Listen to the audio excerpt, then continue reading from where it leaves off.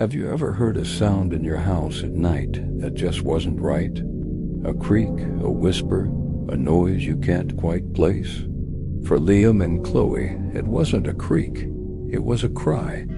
A baby's cry. And the most terrifying part, they didn't have a baby. It all started on a Tuesday night. Rain was lashing against the windows of their old Victorian home, the kind of house with more history than they could ever learn. They were curled up on the sofa, a movie playing, when Chloe first heard it. She muted the TV, her head tilted. "Did you hear that?" Liam shook his head. "Hear what, babe? The wind?" But then he heard it too, faint but unmistakable. A soft, whimpering cry, like a newborn stirring in its sleep. It seemed to be coming from Dot upstairs. They exchanged a look, a mixture of confusion and a sliver of fear. They were the only two people in the house. No neighbors close enough to be heard, especially not over the storm. They crept up the stairs, the floorboards groaning under their weight. The crying grew louder, more distinct, echoing from the end of the hallway. It was coming from the small, unassuming door to the attic, an attic they had never opened. The previous owners had sealed it shut, saying it was just for insulation and not safe for storage. A cold dread washed over them. Liam reached for the old, rusted latch. "Maybe it's a stray cat?" he whispered, though he didn't sound convinced. The crying was too human. Chloe clutched his arm, her knuckles white. "Liam, don't. This feels wrong." The sound was heartbreakingly real, a desperate, lonely wail that pulled at something deep inside them. Despite the fear, a protective instinct kicked in. What if someone or something needed help? With a final, hesitant glance at Chloe, Liam pulled the latch. It resisted, groaning and protest, before finally giving way with a loud clank. He pushed the small door open. A wave of musty, cold air washed over them, carrying the scent of dust and decay, and the crying ... stopped. Just like that. The silence that followed was somehow more terrifying than the noise. Hesitantly, Liam flicked the light switch for the attic stairs, but nothing happened. The bulb was dead. He pulled out his phone, its flashlight cutting a nervous beam into the oppressive darkness. A steep, narrow set of wooden steps led up into blackness. The air grew colder with every step he took, his breath misting in front of him. Chloe followed close behind, her own phone's light dancing nervously across the dusty surfaces. The attic was vast, much larger than they'd imagined. The roof sloped sharply, and old wooden beams crisscrossed above them like the ribs of some ancient beast. It was filled with forgotten things, draped in thick cobwebs and sheets of dust. Old furniture, trunks, boxes, a graveyard of a life once lived. But there was no sign of a cat, no open window, no source for the sound. It was just empty. "There's nothing here," Liam said, his voice echoing in the unsettling quiet. They swept their lights across the space from one corner to the other. Nothing. It made no sense. The sound had been so clear, so close. As they were about to turn back, defeated and more confused than ever, Chloe's light caught something in the far corner. Tucked away behind a stack of old suitcases was a small, antique wooden cradle. It was beautifully carved, but covered in a thick layer of undisturbed dust. It looked like it hadn't been touched in 100 years. As they moved closer, an icy chill seemed to radiate from it. Liam reached out a trembling hand and gently touched the cradle. It rocked slightly on its curved legs, letting out a low, mournful creak. And then it happened again. The crying started. But this time it wasn't coming from the attic in general. It was coming from directly inside the empty cradle. They jumped back, their hearts pounding in their chests. The sound was deafening now, a full-throated, inconsolable scream of an infant, yet the cradle remained empty. The dust inside was still untouched. It was impossible. A sound with no source, a cry with no child. Panic set in. They scrambled for the stairs, tripping over each other in their haste to escape. They slammed the attic door shut, fumbling with the latch until it clicked into place, sealing the darkness and the horrific sound away. Back downstairs, huddled together in the living room, they could still hear it, muffled but persistent, a ghostly cry leaping from the ceiling above them. They didn't sleep that night, or the night after. Every time the house fell silent, the phantom wails would begin, a constant, chilling reminder of what was trapped in their attic. They started researching the house's history, digging through old town records, desperate for an answer. And they found one. An old newspaper article from the late 1800s. It told a tragic story. The family had lived in their house, the Whitmores. They had a baby girl, Elara, but the winter was harsh and sickness was rampant. The baby fell ill, and despite her parents' desperate prayers, she passed away in her cradle in the attic room where they had laid her to rest.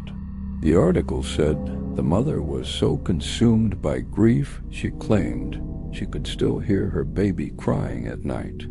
She refused to leave the house, and eventually she was taken away, her sanity broken.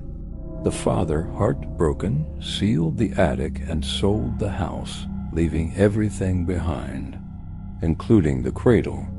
Now Liam and Chloe understood. They weren't just hearing a noise. They were hearing an echo of a mother's grief, a tragedy trapped in time. The sound wasn't meant to be terrifying. It was a cry of sorrow, the spirit of a child that never got to grow up, eternally weeping in her final resting place. The fear they felt began to shift into a profound sadness. This wasn't a monster, it was a memory. The next night, when the crying started, they didn't hide. They went to the bottom of the attic stairs, their fear replaced with a strange sense of compassion. Chloe spoke softly towards the closed door, her voice trembling slightly. "It's okay," she whispered. "You're not alone. We hear you." They didn't try to open the door again. Instead, they just stood there, listening, not in terror but in acknowledgement. Over the next few weeks, something strange happened. The crying began to change. It became softer, less frequent. The desperate wails turned into gentle coos, and sometimes they thought they could even hear the faint sound of a lullaby, a ghostly melody drifting down from the sealed room. It was as if, after more than a century of solitude, the simple act of being heard was enough to bring some measure of peace. Liam and Chloe never opened the attic door again. They learned to live with the sounds. It became a part of the house's character, a gentle, sad secret they shared with the spirit upstairs. They knew they weren't just living in a house. They were sharing a home with a memory, a story that needed to be heard. And sometimes late at night, when the house is quiet, they can still hear it, a faint, soft sigh from the attic. Not a cry of sorrow anymore, but a whisper of peace. A final, gentle goodnight. What would you have done? Would you have fled the house, or would you have stayed to listen? Sometimes the scariest things aren't monsters, but stories waiting to be told. Thanks for watching, and if you have a story that defies explanation, share it with us in the comments below. Don't forget to like and subscribe for more tales from the shadows. Sleep well. Ever felt like you weren't alone, even when you were? My story starts like any other. I just moved into this charming, slightly run-down apartment in the heart of the city. It was a steal, almost too good to be true, with high ceilings and these huge, old-fashioned windows. The landlord was a bit strange, an elderly man who seemed perpetually nervous, but I chalked it up to age. He handed me the keys and muttered something about respecting the history of the place. I just smiled, eager to start my new life. The first few weeks were a dream. I painted the walls, bought new furniture, and made the place my own. But then the strange things started happening. It was subtle at first. A cold spot in the hallway that never seemed to warm up, no matter how high I cranked the heat. The faint sound of a lullaby, so soft I thought I was imagining it, drifting from the corner of my bedroom late at night. I'd dismiss it as the old building settling, or maybe my neighbors had a baby, but I never saw any neighbors with a baby. One night I woke up with a jolt. The air was ice cold. I sat up, and that's when I heard it again, clearer this time. A gentle humming, a soft lullaby. It was coming from the rocking chair I'd placed by the window. I couldn't see anything in the dark, but I could feel it. A presence, a deep, profound sadness that filled the room and made my heart ache. I told myself it was just a dream, pulled the covers over my head, and eventually fell back asleep. The next day, I tried to rationalize it. Stress and overactive imagination, anything but the alternative. But the feeling of being watched never left. I'd be cooking dinner and feel a cold breath on the back of my neck. I'd find my favorite mug moved from the cupboard to the counter, right where I always left it, even though I knew I'd put it away. It was like living with a silent, invisible roommate. My friend Sarah came over one weekend. She's one of those people who's super sensitive to energy.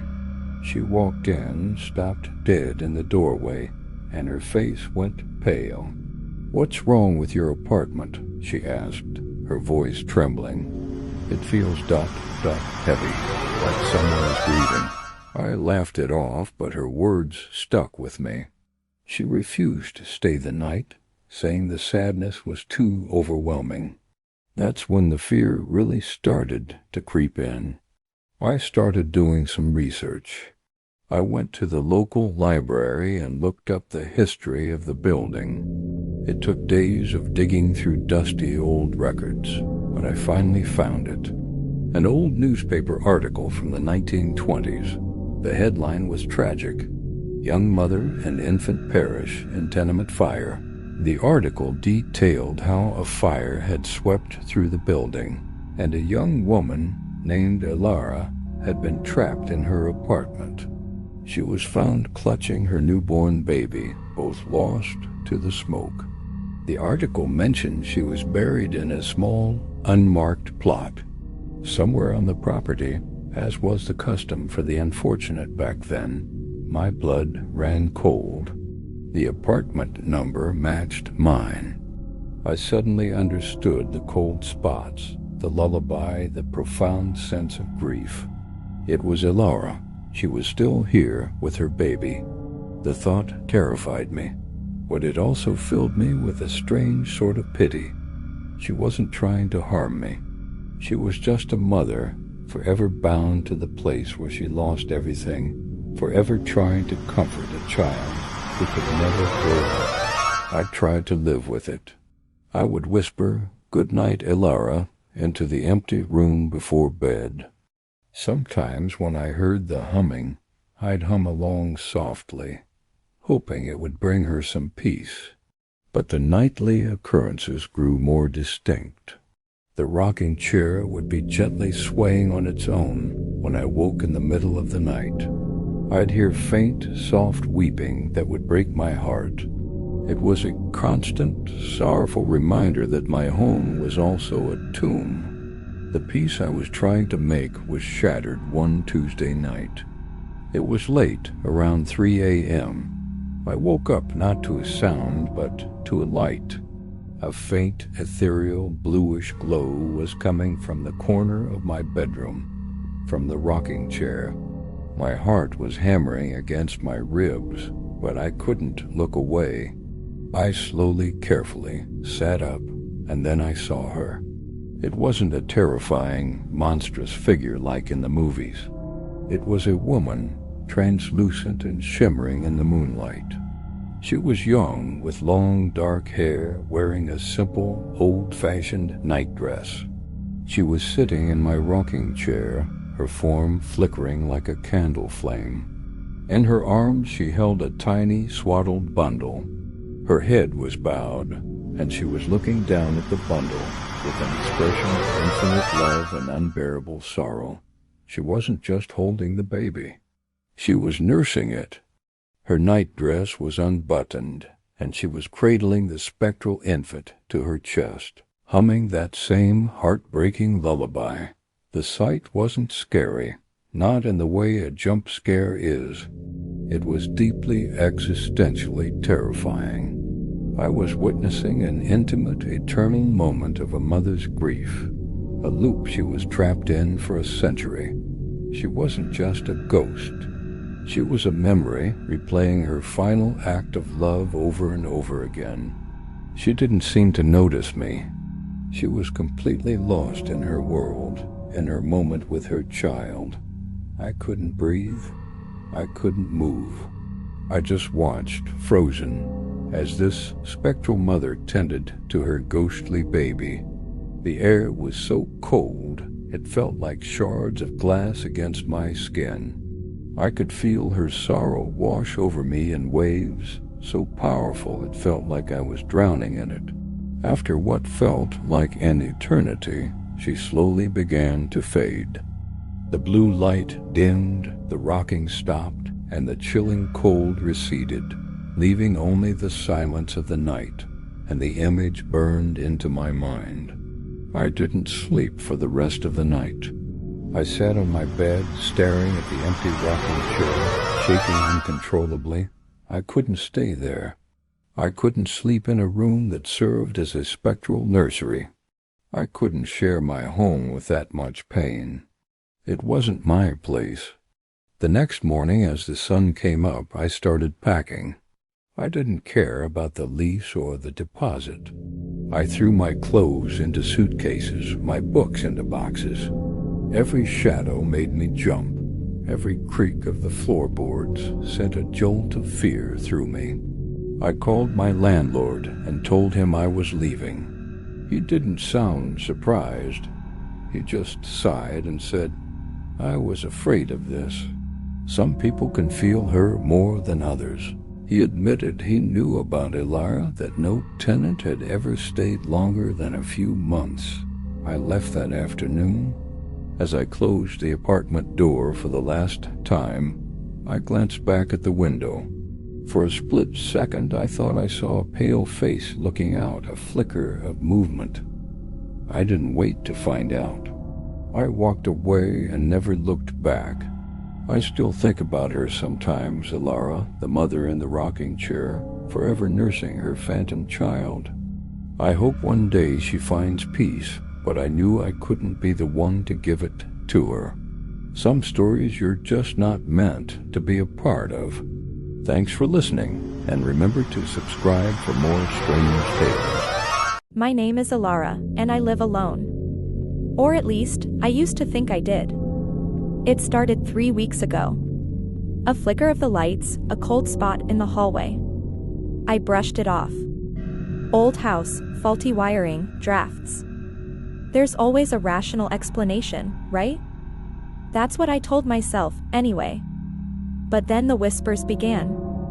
It only happens at night, after the sun has long since vanished and the house is settled into a deep, unsettling silence. The first time, I was reading in bed. The lamp on my nightstand didn't just flicker, it went out. Plunged me into total darkness. And from the farthest corner of my bedroom, I heard it.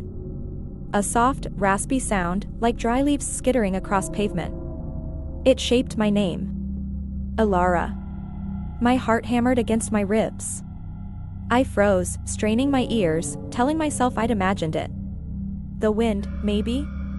A branch scraping against the window? I fumbled for my phone, its flashlight cutting a nervous beam through the blackness. The corner of the room was empty.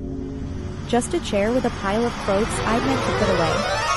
I shakily got up, flicked the main light switch. Nothing. The bulb was fine. I checked the circuit breaker in the hallway. It hadn't tripped. After a few minutes of terrified fumbling, the lights came back on as suddenly as they'd gone off. I told myself it was a power surge. A fluke. I slept with the hallway light on that night. The next night, it happened again. This time, I was just drifting off to sleep. The click of the lamp was definite, purposeful. The room was plunged into that same suffocating darkness. And then, the whisper. Ilara. It was clearer this time. Louder. And it wasn't coming from the far corner anymore. It felt closer, maybe halfway across the room. It sounded eager. I didn't even reach for my phone. I just pulled the covers over my head like a little kid, my breath coming in ragged, shallow gasps. I could feel a tangible cold seeping into the bed, a chill that had nothing to do with the temperature of the room. It felt like an presence, an entity that was sucking all the warmth out of the space around it. I stayed like that for what felt like hours, listening to the frantic beat of my own heart, until the first hint of dawn painted my window gray. The lights came on by themselves. From then on, it became a nightly ritual. The lights would die, and the whisper would come. Each night, it was a little closer. From the foot of my bed. Then from right beside my bed. The voice was taking on a texture, a personality.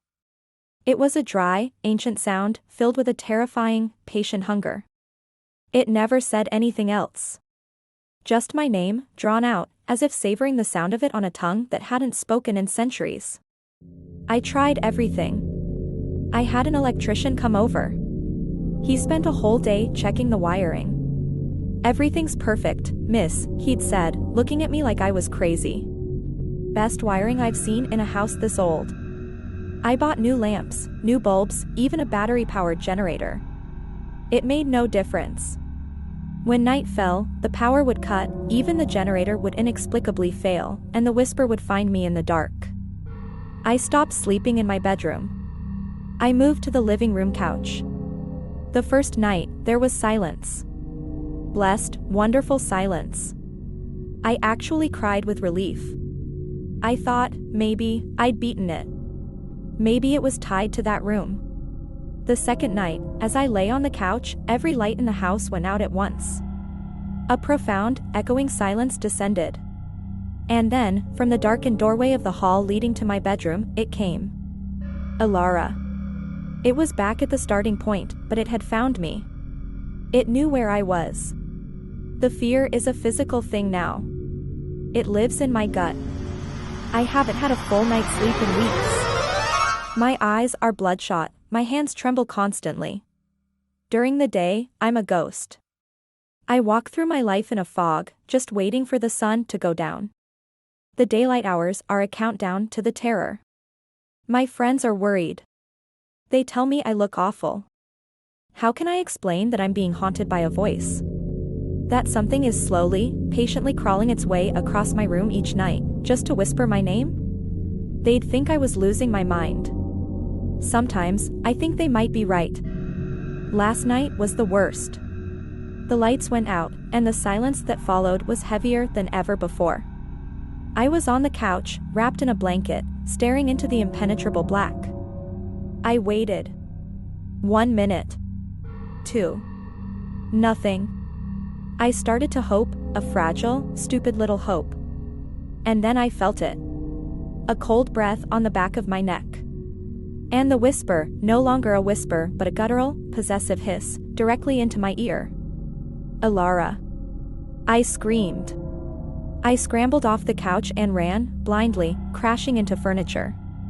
I fumbled for the front door, my fingers clumsy with panic, and I just ran out into the night. I didn't stop running until I was blocks away, standing under a streetlight, gasping for air in the cold night. I'm recording this now, on my phone, sitting in a 24-hour coffee shop. I can't go back to the house.